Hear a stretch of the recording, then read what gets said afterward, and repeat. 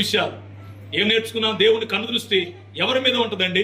సంవత్సరం మొదలుకొని సంవత్సరాంత వరకు ఆయన కనుదృష్టి ఉంటుందంట. ఎవరి మీద ఉంటుంది ఆయన కనుదృష్టి? నెంబర్ 1, దేవుని అలా భయభక్తులు గల వారి విషయంలో ఆయన కనుదృష్టి ఉంటుంది. అబ్రహాం గురించి మనం నేర్చుకున్నాం. నెంబర్ 2, యథార్థ హృదయం గల వారిని బలపరచుటకై ఆయన కనుదృష్టి ఉంటుంది.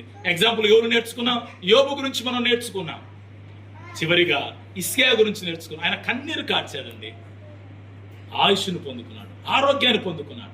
అమ్మా, ఎవరెవరికో దగ్గరికి వెళ్ళి నువ్వు అనవసరంగా ఏడవద్దు. ప్రభు సన్నిధిలో కన్నీరు కార్చు, నీ కన్నీటికి విలువ ఉంటుంది. ఒకసారి వాళ్ళ అమ్మగారు కన్నీరు గార్చి ప్రార్థన చేస్తుందంట, ఏడుస్తూ ప్రార్థన చేస్తుందంట. తన సమస్యలు చాలా క్లిష్టంగా ఉండగా కన్నీరు గార్చి ప్రార్థన చేస్తుంటే ఒక కొడుకు వచ్చి, ఏందమ్మా అంత పెద్ద పాపాలు చేసినావేంది, కన్నీరు గారు ఏడుతా అన్నావు అన్నాడంట. చూసారా?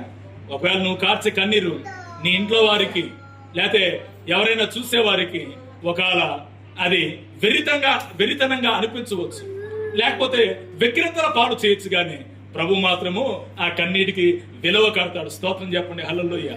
విలువ కట్టి దేని కొరకైతే నువ్వు కన్నీరు కారుస్తున్నావు దాని విషయంలో గొప్ప కార్యం చేస్తాడు. ఆరోగ్యమా దేవుడు ఇస్తాడు, ఆయుష ప్రభు ఇస్తాడు, రక్షణ ప్రభు అనుగ్రహిస్తాడు. దేని కొరకు అడుగుతున్నావు? దేవుడు తప్పక ఇస్తాడు. అయితే కన్నీరు కార్చి ప్రార్థించడం నీ వంతు. మాట చెప్పనా, ఈరోజు మేము నలుగురం ఉన్నాం, ఘనమైనటువంటి పరిచర్య ఇస్తున్నామంటే మా తల్లి ఎంతగా కన్నీరు కార్చింది. రోజు ప్రార్థన చేసేది.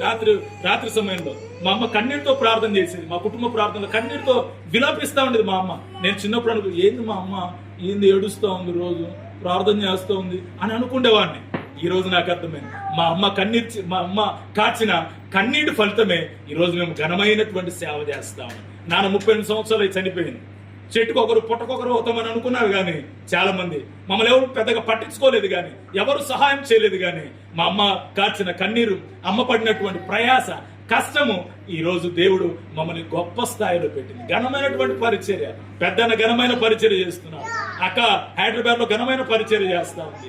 ఈ రోజు నేను మీకు తెలుసు నా గురించి దేవుడు ఎలా వాడుకుంటున్నాడు. పిల్లల పరిచయం, పెద్దల పరిచయం వాడుకుంటున్నాడు. వీళ్ళు ఎందుకు మాట చెప్తున్నా అంటే కన్నీరు వ్యర్థముగా పోదు, కన్నీరు వ్యర్థంగా పోదు. ప్రభువునందు మనము కార్చే కన్నీరైనా ప్రయాసైనా ఏది కూడా వ్యర్థంగా పోదు. అయితే ఒకటి, యథార్థంగా ఉండాలి, దేవుడు చూస్తున్న భయమును భక్తిని కలిగి ఉండాలి. చివరిగా కన్నీటి ప్రార్థన ఉంటే విజయము మనదే. ప్రభు ఏది కావాలంటే అది ఇస్తాడు. ఓకేనా? ప్రయత్నం చేయండి.